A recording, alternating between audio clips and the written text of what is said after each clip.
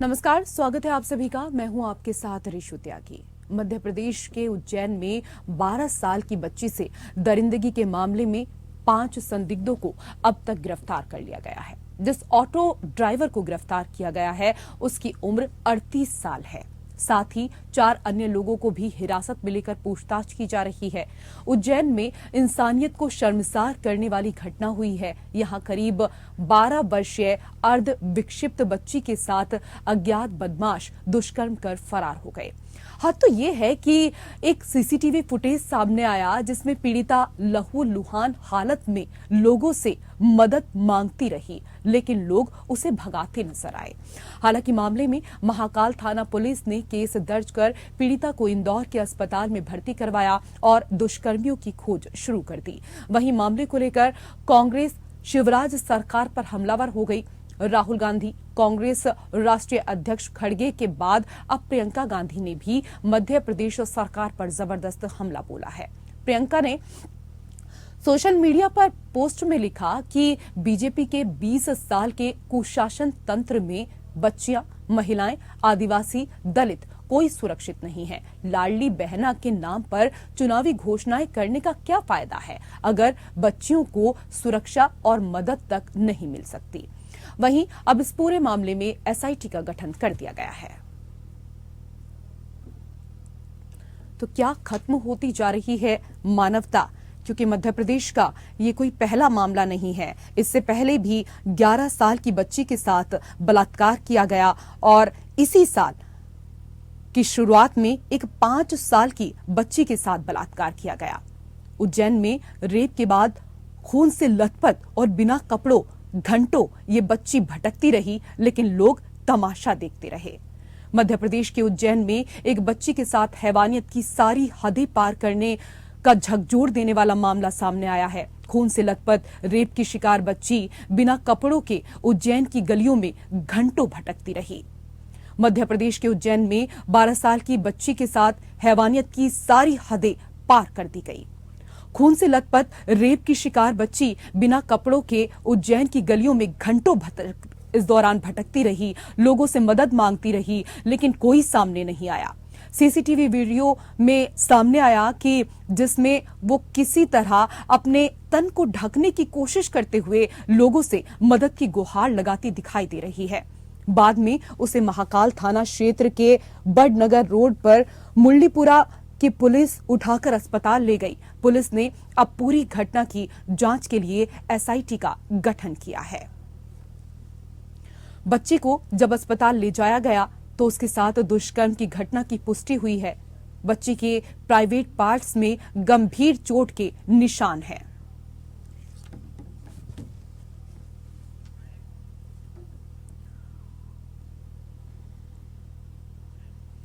तो बच्ची आधी अधूरे कपड़ों में सावरा खेड़ा बाईपास की कॉलोनियों में 2.5 घंटे तक भटकती रही।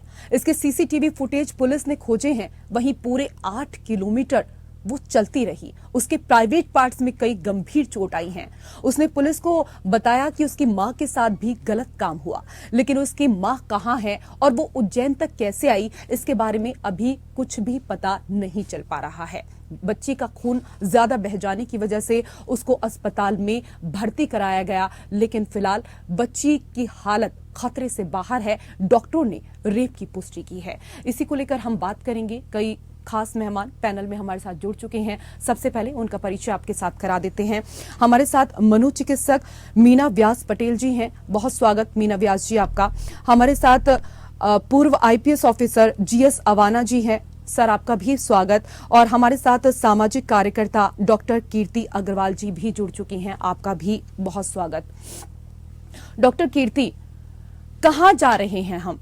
क्या होता जा रहा है इस समाज में लोगों को? मुझे ये खबर पढ़ने में भी मेरे इतने रोंगटे खड़े हो रहे हैं कि मैं शब्दों में बयान नहीं कर सकती।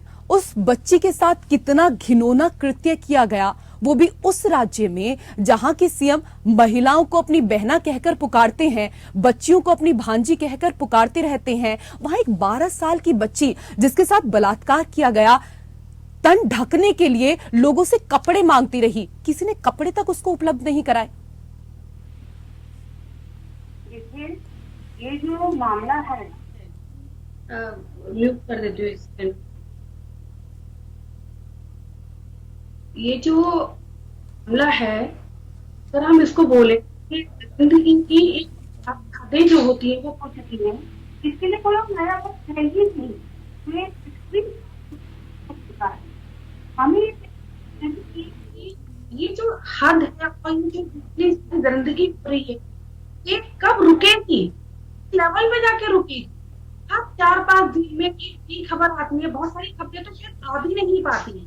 जो खबरें आती हैं तो ऐसी होती हैं कि दिल दहला देती हैं। आपको बोला कि सोचो, अंदर से आंसू निकलते हैं कि क्या हम कर दें इसके लिए, क्या कैसे कर दें, क्योंकि ये समझ नहीं आता। एक माँ, एक बहन, एक बेटी घर से बाहर निकल रही है, अपना काम कर रही है, क्या काम करने के लिए भी ना जाए, या चीजें लेने के लिए भी नहीं जाए। एक तरफ हम बात करते हैं वुमेन एम्पावरमेंट, एक तरफ हम बात करते हैं महिला आरक्षण की बात करते हैं कि हमें 33% मिलना चाहिए, हमें मिलना चाहिए, या उसके साथ साथ हमारी सिक्योरिटी के लिए भी कुछ ध्यान दिया गया है।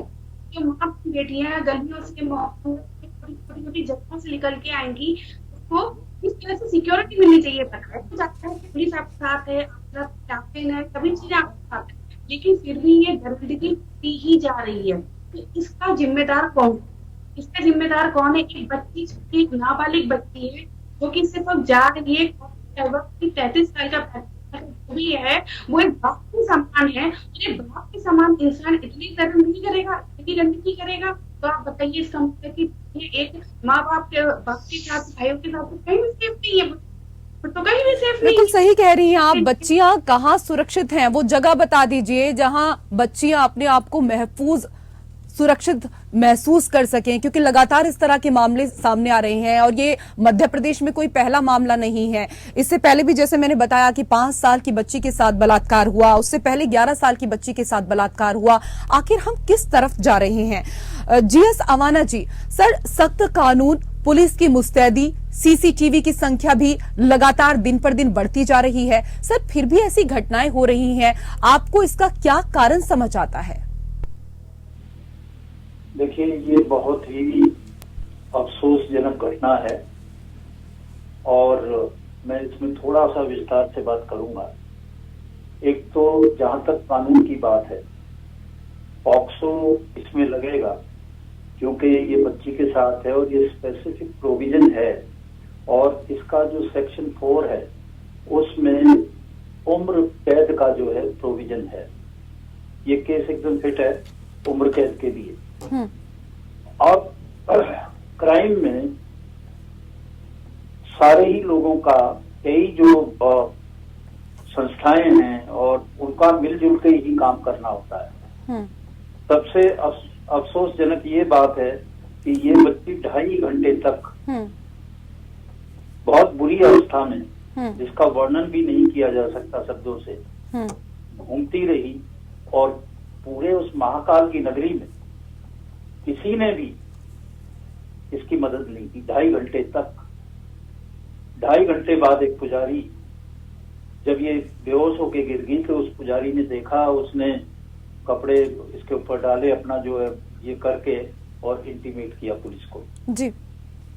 अब इसमें सबसे बड़ी बात ये है कि ठीक है, पुलिस का जो एक्शन था वो उन्होंने किया, पर क्या एक शहरी की हमारी कोई जिम्मेदारी नहीं? या ये बच्ची जो है, ये किसी की तो बच्ची है, हमारी भी तो बच्ची है जी। हम क्या कर रहे थे रोड के ऊपर? हम क्या पुजारी हैं? क्या हम महाकाल के पुजारी हैं जो इतनी भी सेंसिटिविटी नहीं है? ये तो सबको डूब मरने वाली बात। ठीक है, उसको सजा भी हो जाएगी, ये भी हो जाएगी, पर जो 2.5 घंटे तक उसके बाद भी इसके साथ इतना बड़ा अन्याय होता रहा, ये कोई कम बात है? दूसरी बात, मेंटेलिटी देखिए, वो 38 साल का है वो जी, ऑटो ड्राइवर, और उसके साथ और भी लोग हैं, और ये 12 साल की बच्ची है। कितना जघन्य अपराध है, इसे कहते हुए आदमी कांपता है। ये कोई मामूली घटना है? सर सही कह रहे हैं आप। हम लोग इस पर सिर्फ चर्चा कर रहे हैं। कहता हूं जी, अफसोस से भी ज्यादा अफसोस, बिल्कुल सही कह रहे हैं आप, क्योंकि हम इस पर सिर्फ चर्चा कर रहे हैं, चर्चा करते वक्त ही हमारे रोंगटे खड़े हो जा रहे हैं। उस बच्ची ने कितना कुछ झेला होगा, मतलब हम उसकी कल्पना भी नहीं कर सकते। और उसके बाद वो समाज जिससे सिर्फ उसने तन पर ढकने के लिए कपड़े मांगे, बिल्कुल सही सर आप कह रहे हैं, एक कपड़ा तक किसी ने नहीं दिया उस बच्ची को। ठीक है मीना व्यास जी, रेप के मामलों में मैम जिस तरह से क्रूरता के मामले आ रहे हैं, इसका क्या मनोविज्ञान है? जी देखिए, पहली बात तो ये है कि इस तरह की घटना आए दिन आती रहती है, हर जगह से आती है और बढ़ती जा रही है, कम नहीं होती जा रही है। अब रही बात मानसिकता की, तो ये मानसिकता दिन ब दिन पलती जा रही है। मैं वर्ड यूज करूंगी कि पलती जा रही है। क्यों? क्योंकि इस पे कोई रोक नहीं है। देखो, कानूनी तौर पे अगर रोक होता है, सजाएं होती है, तो उसको भी टाइम लग जाता है, बहुत सारी प्रोसेस से हमको निकलना पड़ता है। दूसरी बात, सोशल बात करती हूँ कि आप देखिए उस मानसिकता को कि बच्ची को इस तरह से निर्वस्त्र मदद मांगती हुई दिख रही है और लोग उसको दे नहीं रहे। ये कौन सी मानसिकता है बताइए? ये शर्मनाक घटना है, अफसोस वाली घटना नहीं है, शर्मनाक। शर्म मुझे भी करनी है, सबको करनी है।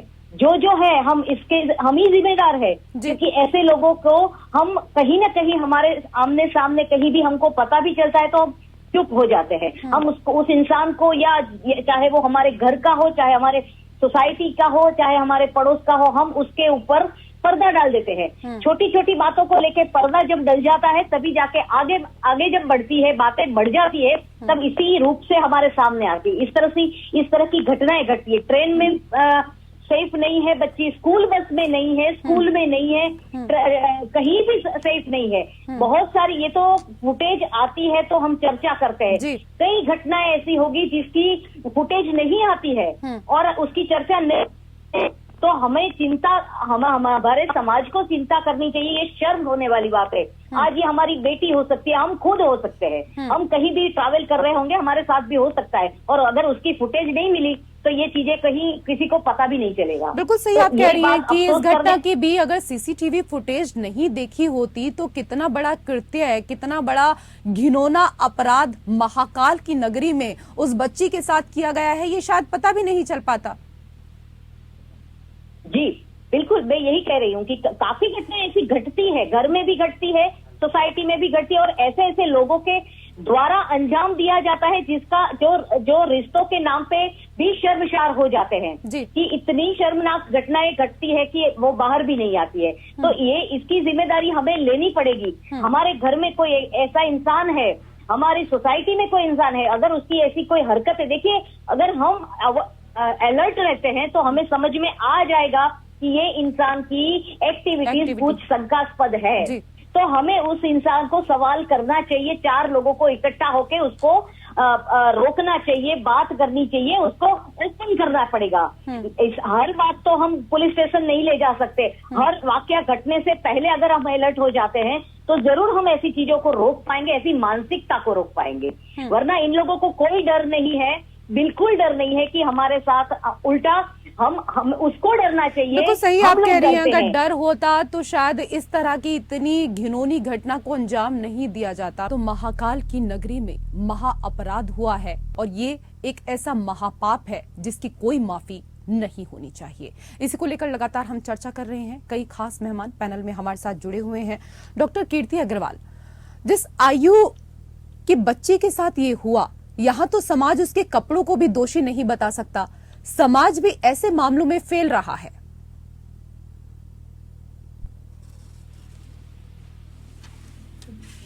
जैसे कि आपने कई तरह की न्यूज चैनल पे देखा होगा, हमेशा ये बोला जाता है कि औरतें ऐसे कपड़े पहनती हैं, लड़कियां ऐसे कपड़े पहनती हैं। तो इस टाइम तो हम ये भी नहीं बता सकते कि उस बच्ची ने ऐसे कपड़े पहने हुए थे। उसको जब वो लड़की जा रही थी उसके पास कोई तन ढकने के लिए कोई कपड़ा नहीं था। आप देखिए हमारे समाज में, हमारे भारत देश में लोग इतने कपड़े बांटते हैं, दिन रात कपड़े बांटते रहते हैं। क्या इस टाइम पे लोगों की इंसानियत कहाँ चली गई थी जब वो दर दर भटक रही थी और उसको देने के लिए कपड़ा तक किसी ने नहीं दिया और बल्कि उसको और नकार दिया तो जाने के लिए? क्यों? इसका एक ही रीजन है। इसका रीजन ये है कि कहीं ना कहीं हर एक इंसान किसी भी गतिविधि में फंसने से डरता है। वो सोचता है कि हम इसकी मदद करेंगे, किसी ने कोई फोटो खींच लिया, किसी ने कुछ देख लिया तो हमारे साथ क्या होगा। हालांकि शायद हो सकता है मैं आऊंगी मैं आपके पास, लेकिन क्योंकि एक बहुत अच्छी सिक्योरिटी नहीं है, एक बहुत अच्छा सिस्टम मेंटेन नहीं है, इसलिए लोग शायद डर भी रहे होंगे और उस लड़की को, उस बच्ची को ऐसे ही छोड़ दिया। तो बताइए, ये समाज में जो जितना दान धर्म चल रहा है वो दान धर्म कहाँ चला जाता है? वो इंसानियत कहाँ चली जाती है जब एक बच्ची शर्मसार होके और गलियों में ऐसे नग्न घूम रही है? बताइए। इसके लिए मेरे हिसाब से, जहाँ तक मैं समझती हूँ कि ठीक है कि हमारा कोई सिस्टम बना होगा, कोई हमारा एक लीगल एक्शन भी लिया जा रहा है सब चीजों के लिए, लेकिन जहाँ तक महिलाओं की सुरक्षा का सवाल है, जो बहुत एजुकेटेड हो गई हैं महिलाएं या जो काम कर रही हैं उनको तो फिर भी बहुत कुछ पता है। लेकिन ये मैं एक बात कहना चाहूंगी, क्योंकि आजकल टेक्नोलॉजी का जमाना है, आजकल हर कोई टीवी, न्यूज, मोबाइल हर कोई यूज करता है। तो एक डॉक्टर कीर्ति से कोई नहीं बच रहा। महिलाएं एजुकेटेड हो गई हैं, वो अलग बात है, लेकिन रास्ते में जा रही हैं, कौन उनके साथ कब क्या घिनौनी हरकत बता दे, कर दे, कुछ भी इस तरह की घटना को अंजाम दे दे, इसको लेकर क्या कहा जा सकता है? क्योंकि आए दिन इस तरह के मामले सामने आ रहे हैं। दिल्ली का निर्भया कांड तो सभी को याद है, कोई उस रात को भूला नहीं है। आज भी जब हम उस बात को, उस वक्त को, उस घड़ी को, उस तारीख को याद करते हैं तो सिहर उठते हैं। लेकिन मीना व्यास जी, दरिंदगी का शिकार होने वाली बच्चियों की आयु बहुत कम है और पिछले कुछ वर्षों में ये अपराध और ज्यादा बढ़ा है। इसका क्या कारण आप समझते हैं? मैं सबसे पहला यही कारण देती हूँ कि ये एक क्रिमिनल मानसिकता है। वो बढ़ती क्यों है? क्योंकि उसको पता है कि मैं अब तो ऐसी हो गई है कि मैं चौराहे पे कोई क्राइम करता हूँ, किसी रेप करता हूँ या मर्डर करता हूँ, तो मुझे आजू बाजू वाले कोई कुछ नहीं बोलने वाला। आंखें बंद कर देंगे, दरवाजे बंद कर देंगे, कोई कुछ, एक पुलिस को फोन तक नहीं करेगा। रोकने की बात आप छोड़ दीजिए, रोकने की तो हिम्मत किसी को है नहीं। 4 लोग इकट्ठा होके उस आदमी को रोकने की तो सोचेंगे नहीं, लेकिन फोन करके भी नहीं। अब तो ये आया कि वो लड़की सब कुछ हो जाने के बाद वो हेल्प मांग रही है, दिख रहा है निर्वस्त्र है और वो छोटी बच्ची है और उसको हेल्प नहीं दी जा रही है। एक और वाकया मुझे याद आ रहा है, कुछ ही महीनों पहले हुआ था। 11 साल की बच्ची थी, खुले आम उसको मार डाला गया, उसके ऊपर पत्थर मारा, उसको बहुत बुरी तरीके से मार के सबके सामने मारा गया और लोग वहां से निकल रहे हैं और कोई देख तक नहीं रहा है, कुछ कर भी नहीं रहा है। तो अभी यही मानसिकता इसीलिए बड़ी होती जा रही है कि लोग कुछ नहीं करने वाले, कुछ नहीं करेंगे, कोई किसी का सपोर्ट नहीं करेगा।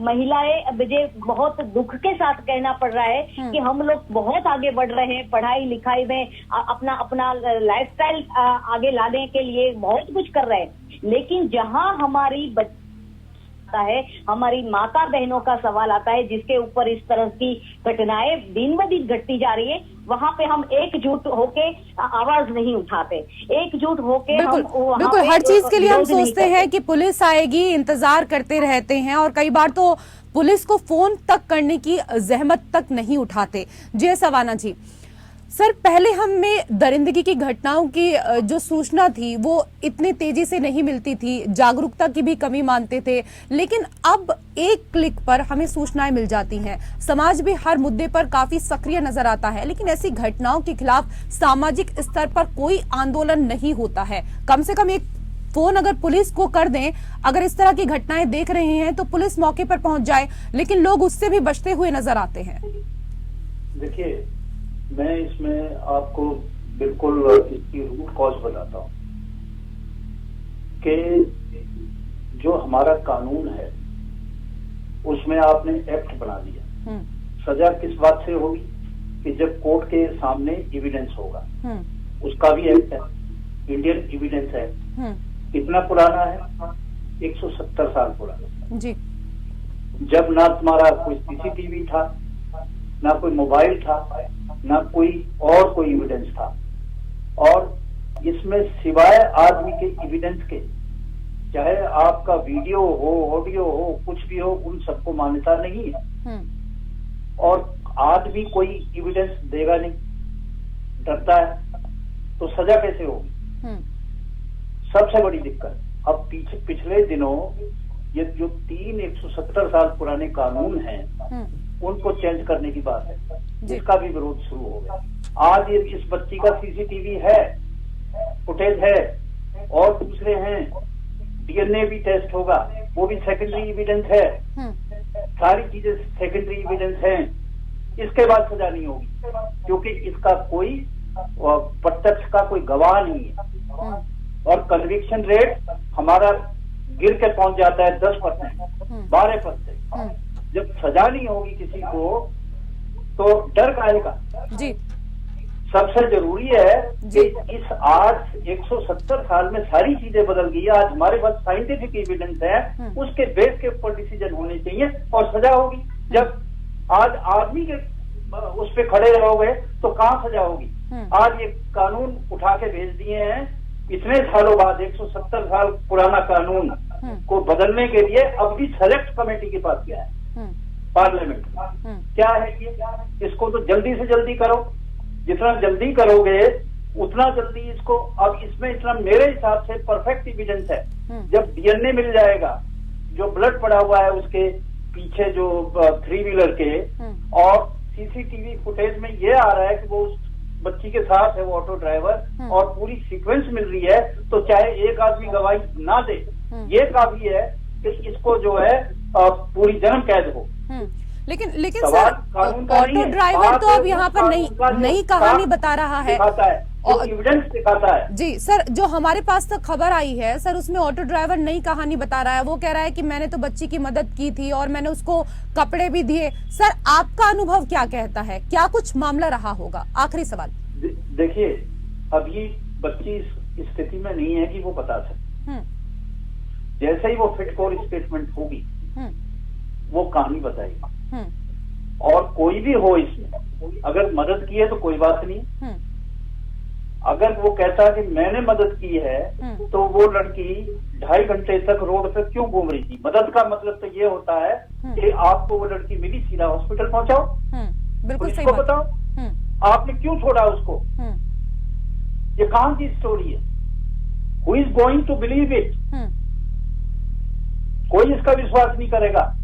हमारे देश में ये जब तक बंद नहीं होगा, जब तक इनको कड़ी सजा नहीं होगी। और कड़ी सजा जब होगी, जब कोर्ट में एविडेंस होगा साइंटिफिक, और उसकी मान्यता होगी। जी। आज सबसे जरूरी, अगर कहीं कोई मूवमेंट करना चाहता है तो मेरे हिसाब से ये मूवमेंट करे कि इस कानून को जितना जल्दी हो सके उसको बदलो। 170 साल पहले सीसीटीवी नहीं होते थे। जी सर, बहुत बहुत शुक्रिया। समय का अभाव है, माफी चाहूंगी, और समय नहीं दे पाएंगे, वरना एक लंबी चर्चा हम इस पर करते। बहुत बहुत शुक्रिया आप सभी मेहमानों का हमारे साथ इस चर्चा में जुड़ने के लिए। और फिलहाल मेरे साथ इतना ही। नमस्कार।